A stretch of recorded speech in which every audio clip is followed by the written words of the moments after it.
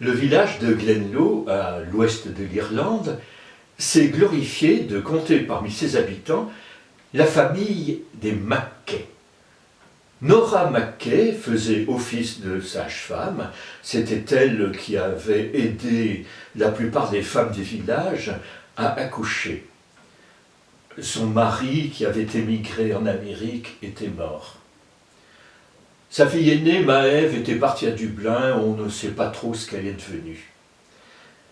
Son fils cadet, Brian Vanier, s'était du jour au lendemain mis à raconter des histoires. L'aîné, Patsy, était cornemuseux. Enfin, il jouait de la cornemuse. Oh, c'est vrai qu'il en jouait bien. Et même, il allait parfois animer des soirées, faire danser les garçons et les filles. On le demandait dans les mariages et les enterrements. Mais le problème avec Patsy, c'est que s'il jouait bien de son instrument, son répertoire était quelque peu réduit. Il ne connaissait qu'un seul air, The Black Rug. Et chaque fois qu'on lui disait « Mais enfin, Patsy, on t'a entendu des milliers de fois jouer The Black Rug, tu peux pas jouer autre chose ?» Mais il savait rien d'autre. Il jouait le Black Rug.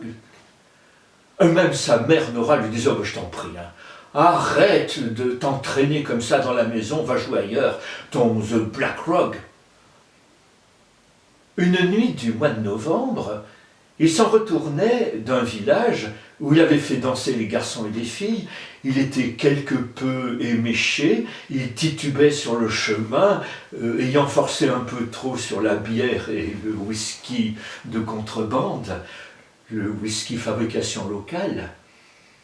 Il est arrivé à la hauteur du pont qui enjambe la Blackwater. Il apercevait au loin les maisons du village. Quand tout d'un coup, de derrière un buisson, est sortie une créature terrible qui s'est précipitée sur lui, qui d'un coup de corde a fait valser dans les airs, et quand il est retombé sur le dos de cette créature, il s'est accroché comme ça à ses poils, et il a compris que c'était le Pukka de novembre. Et la créature s'est mise à galoper sur le chemin et à lui dire « Accroche-toi bien à mes cordes, si tu t'en tues, si tu t'en tues, si tu t'en tues. » Et le pauvre Patsy s'est mis à dire « Mais laisse-moi retourner chez moi, j'ai gagné un peu d'argent et ma mère, comme ça, en a besoin pour s'acheter un peu du tabac à priser. Laisse-la ta mère, allez, et si tu t'en tues, accroche-toi bien, accroche-toi bien. » Et puis, puisque le voyage sera long, joue-moi donc un petit air. Alors le pauvre Patsy, il a gonflé la panse de son instrument et il s'est mis à jouer le seul air qu'il connaissait, The Black Rug. Et quand il a eu terminé, il y a le Pukka qui lui a dit « Eh bien, vas-y maintenant, joue-moi autre chose, tiens. Joue-moi donc The Magic Fiddle. » Mais c'est que je sais pas, moi je connais qu'un air. Mais si, tu sais, je te demande pas si tu ne connais pas, je te demande de jouer.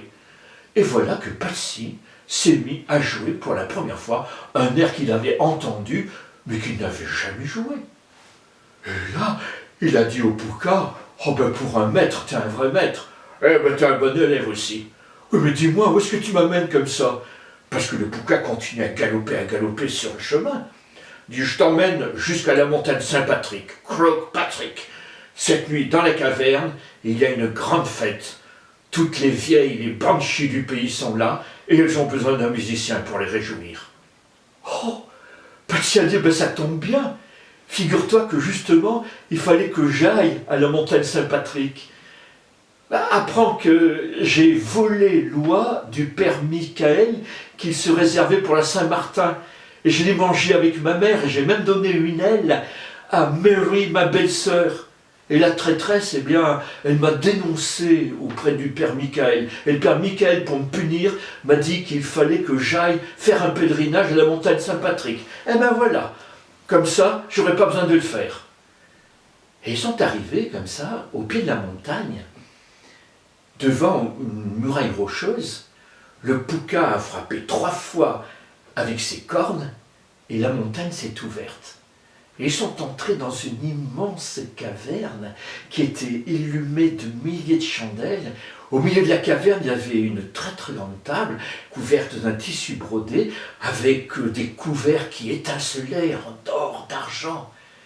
Et tout autour de la table, il y avait 100 vieilles, toutes vêtues de vert, avec des yeux rouges, avec des cheveux gris qui tombaient jusqu'à terre. Dès qu'elles ont aperçu le Pouka avec Patsy, elles se sont mises à criailler. « Salut à toi, Pouka de novembre! Sois le bienvenu, mais qui amènes-tu avec toi ?»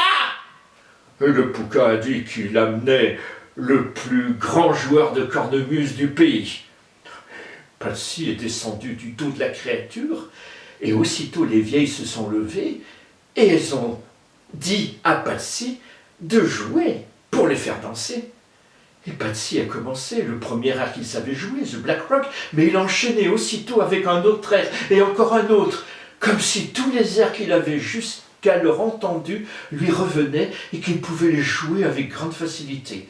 Et les vieilles se sont mises à danser, leurs grandes chevelures balayaient le sol. Et puis fatiguées, se sont arrêtées. Alors le Pouka a dit, il serait temps maintenant de récompenser Patsy. Allez, je vais faire la quête. Et il est passé au milieu des vieilles, et il a comme ça récolté beaucoup de pièces d'or qu'il a mis dans une bourse et qu'il a donné à Patsy. Patsy, jamais on l'avait payé autant, il était heureux. Et à ce moment-là, il y a le mur de la caverne qui s'est ouvert, et sorti une oie. Et Patsy l'a tout de suite reconnu. C'était justement l'oie qu'il avait volé au père Michael et qu'il avait mangé avec sa mère et dont il avait donné une aile à Mary, sa belle-sœur. Quand l'oie s'est approchée, Patsy s'est excusée en disant « Pardonnez-moi, Madame l'oie, de vous avoir mangé, mais enfin je vois que vous vous êtes bien remise. » Et l'oie a tendu à Patsy une cornemuse neuve. Patsy a compris que c'était pour lui, il a pris la cornemuse neuve.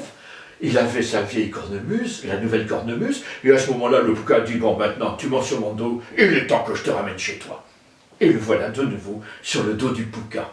Ils sortent de la caverne, et le Pouka galope, galope, jusqu'à ce qu'il arrive sur le petit pont qui enjambe la Blackwater. Et là, Patsy descend du dos de la créature, le Pouka lui dit « Eh bien, tu vois, cette nuit, tu as appris au moins 2 choses, hein. Avoir un petit peu plus d'oreilles, et puis tu vas maintenant connaître plein de morceaux de musique. Tu vas devenir un vrai cornemuseux. » Et le Pouka a disparu.